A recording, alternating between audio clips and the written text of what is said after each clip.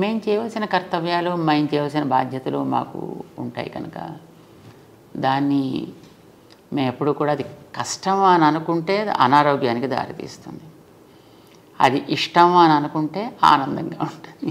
చాలా కరెక్ట్ స్వామి అన్నమాట. ఏదైనా ఇది మనది, మన పని అని అనుకున్నప్పుడు దానికి రాత్రి పగలు, నిద్ర, ఆహారం, ఆకలి అనేవి సెకండరీ అవుతాయి.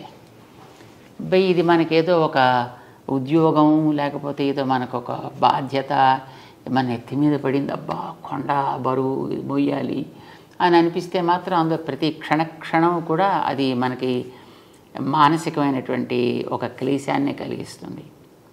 ఏదైనా నాది ఇది అని అనుకున్నప్పుడు అది బహుశా అది ఎప్పుడు కష్టాన్ని అనిపించదు. అంచేత మేము ఏదైనా పనుల్లో ఉండేటప్పుడు ఒక్కొక్కసారి మాకు రాత్రి 1 గంట 2 అయిపోతూ ఉంటుంది. దాని తర్వాత ఎప్పుడైనా ప్రసాదం తీసుకోవడానికి ఒక్కోసారి సమయం కుదరదు. ఏదో బయటికి వెళ్ళి జనాలతో తిరుగుతుంటే ఇంకా అది పూర్తి అయిన తర్వాత తప్ప లోపలికి రావాలి అని అనిపించదు. అక్కడ ఒక 10 మంది జనం ఉంటే ఆ 10 మందిని మనం క్లియర్ చేసేసి వాళ్ళని పంపిస్తే తర్వాత మనం ఏదో మన కార్యక్రమం చూసుకోవచ్చు అని అనిపిస్తుంది. బయట ఒకళ్ళు మన కోసం ఎదురు చూస్తూ కూర్చున్నారు అంటే అది కొంచెం మాకు రెస్ట్లెస్గా అనిపిస్తుంది. సో వీలైనంతవరకు ఎప్పుడు కూడా అలాగే బయట ఉండేవాళ్ళని క్లియర్ చేసేసాకనే తర్వాత మేము మా కార్యక్రమాలు పెడుతుంటాం. కొంచెం ఆలస్యం అయితే అవుతుందని అనే ఉద్దేశంతో. ఇది సహజంగా ఉండే ప్రేమ కలిగిన వాళ్ళకి అది అయ్యో కష్టం అని అనిపిస్తుంది, అది సహజం. బట్ అది బహుశా మేము అనుకుంటాం అది ఒక రకమైన ఆశీస్సు అని అనుకుంటాం. అయితే స్వామి, ప్రకృతి ధర్మం ఒకటి ఉంటుంది కదా శరీరం మీద. అందుకని మేమేం అనుకుంటున్నాం అంటే, మీ భక్తులు, మీ అనుయాయులు మేమంతా ఏమనుకుంటామంటే, అర్చక స్వాములు తిరుపతిలో స్వామిని కొలువు ఉన్న సేవలో ఆశీర్వదిస్తారు. నిత్యైశ్వర్యో భవ అని.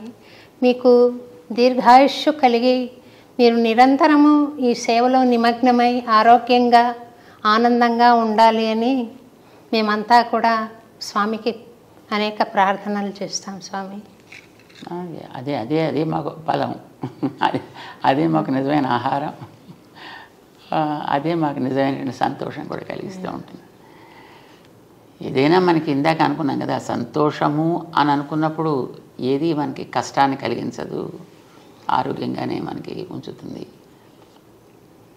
ఇంతకాలం మేము సుమారుగా ఇప్పటికీ 40 సంవత్సరాల పైగా ఈ కార్యక్రమాల్లో మేము తిరుగుతున్నాం, చేస్తున్నాం. ఎప్పుడైనా ఒంట్లో ఏదో జ్వరం లాంటిది ఏదో వచ్చి పడుకోబెట్టేస్తే తప్ప, లేకపోతే మనకి సెలవు అంటూ ఏముండదు. Weekly holidays, fortnightly holidays, annual holidays అనేవి మనకి ఏముండవు. ఇప్పుడు కూడా ఏదో కార్యక్రమాల్లో మనం తిరుగుతూ ఉండడమే. మనకి 24/7 కార్యక్రమాలు నడుస్తూ ఉంటాయి. మాకు ఒకసారి విజయవాడలో ఉండేటప్పుడు అనుకుంటాను, అందరితోటి మాట్లాడేసి సుమారుగా అప్పటికి రాత్రి 12:30 ఎంతో అయింది. అప్పుడు అందరూ వెళ్ళిపోయారు కదా, ఇంకా మళ్ళీ ఇంకా లోపలికి వెళదాము అని మేము అనుకుంటున్నాం. ఇంతలో అప్పటికి శ్రీశైలం దేవస్థానంలో వేద పండితులుగా ఉండేవారు ఒక ఆయన, విశ్వనాథ అవధాని అని, అధర్వవేద పండితులైన. మాకు చిన్నప్పటి నుంచి మంచి మిత్రులు. మన పెద్ద స్వామివారి కార్యక్రమాల్లో వారు పారాయణ చేస్తూ ఉండేవారు, మేము మిగతా కార్యక్రమాలు మేము చూసుకుంటూ ఉండేవాళ్ళం. సో ఆ రకంగా మాకు చక్కటి మైత్రి ఉంది. వారు అప్పుడు ఎటో యాత్ర చేస్తూ రాత్రి 12:30 తర్వాత వచ్చారు. సరే మేము లోపలికి వెళ్ళాలనుకుంటున్నాం, ఇంతలో ఆయన వచ్చారు. అప్పుడు అక్కడ ఉండేటువంటి వాళ్ళు, అయ్యో త్వరగా ఇంకా ఇప్పటికీ చాలా ఆలస్యం అయిపోయింది, విశ్రాంతి తీసుకోవాలి అంటే, ఆ వచ్చిన ఆయన అన్నారు, స్వాముల వారికి విశ్రాంతి ఏమిటి? స్వాముల వారు మా అలాంటి వాళ్ళ కోసం ఎప్పుడు ఉండాలి కదా, అంచేత వారికి ఇదే విశ్రాంతి అన్నారు వారు.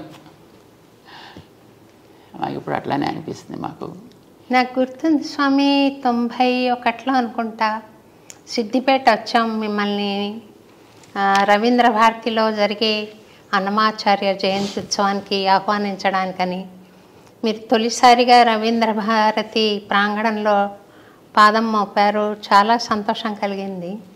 ఆ రోజు పిలవడానికి వచ్చిన రోజున రాత్రి నుండి పగలు 4:30 దాకా నేను ప్రశ్నలు అడుగుతున్నాను స్వామి, మీరు జవాబులు చెప్తున్నారు. అరౌండ్ 4-4:30 మీ శిష్యులు వచ్చి తిరువారాధనకు టైం అయిందంటే అప్పుడు లేచారు. మళ్ళీ కంటిన్యూ అయిపోయింది మీ దినచర్య. అటువంటి అవకాశం మళ్ళీ రాదనుకుంటాను స్వామి. మీ కార్యక్రమాలు చాలా విస్తృతమైపోయాయి. అది ఒక అద్భుతమైన జ్ఞాపకంగా, అనుభూతిగా, ఆశీర్వాదంగా నాకు గుర్తుండిపోయింది స్వామి. మీరు చెబుతుంటే నాకు అది గుర్తొచ్చింది స్వామి. సమయపాలన అంటే ఇది నిద్రకు ఉపకరించే సమయం అని కానీ, ఆహారానికి నియమిత సమయం కానీ మీరు చూసుకోకుండా 10 మంది మేలు కోసం ఈ ప్రవచనాలు చెప్పడం కానీ, కార్యక్రమ నిర్వహణ కానీ, వైదిక కార్యక్రమాలు కానీ చేయడం, ధార్మిక కార్యక్రమాలు చేయడం కానీ జరుగుతుంది. అంటే సాధారణంగా ఈ ఏదో ఉదయం బ్రేక్ఫాస్ట్ ఇన్నింటికి, లంచ్ ఇన్నింటికి, స్నాక్స్ ఇన్నింటికి, డిన్నర్ ఇన్నింటికి, ఎగ్జాక్ట్గా పడక ఇన్నింటికి, లేవటం ఇన్నింటికి అని అలా పెట్టుకుంటారు అనుకోండి. అలా వెరీ స్ట్రిక్ట్గా పాటించాడు కొందరు ఉంటారు. అలాంటి వాళ్ళకి ఏదో కారణం నుంచి అదే ఎప్పుడైనా ఒకసారి కనుక ఆ సైకిల్ డిస్టర్బ్ అయితే వాళ్ళ హెల్త్ శుభ్రంగా అప్సెట్ అయిపోతుంది. సో అప్పుడు మాలాంటి వాళ్ళకి అనుకోండి, మాకు ఇలాంటి వాటి వల్ల హెల్త్ అప్సెట్ అవ్వడం అనేటటువంటిది ఉండదు. ఎందుకంటే మాకు అన్టైమ్లీయే టైమ్లీ. ఎప్పుడు పడుకోవడం అనేది ఒక్కొక్కసారి మేము 3ంటికి పడుకుంటాం అనుకోండి, మళ్ళీ పొద్దున్న 5ంటికి కార్యక్రమం ఉందంటే మళ్ళీ మేము వెంటనే లేచి మళ్ళీ పరిగెట్టాల్సి వస్తుంది. సో అప్పుడు మరి నిద్ర ఎక్కడ పోతారు? బాడీకి నిద్ర కావాలి కదా. అంటే ఇలా మాట్లాడుతూనే ఒక్కోసారి నిద్రపోతుంటాం, నడుస్తూ నిద్రపోతుంటాం. మీకు ఏదైనా యోగ సూక్ష్మం తెలుసేమో అని నేను అనుకుంటున్నాను స్వామి. మనకంటూ ఏది ఉండదు అని అనుకోవడం యోగ సూక్ష్మం.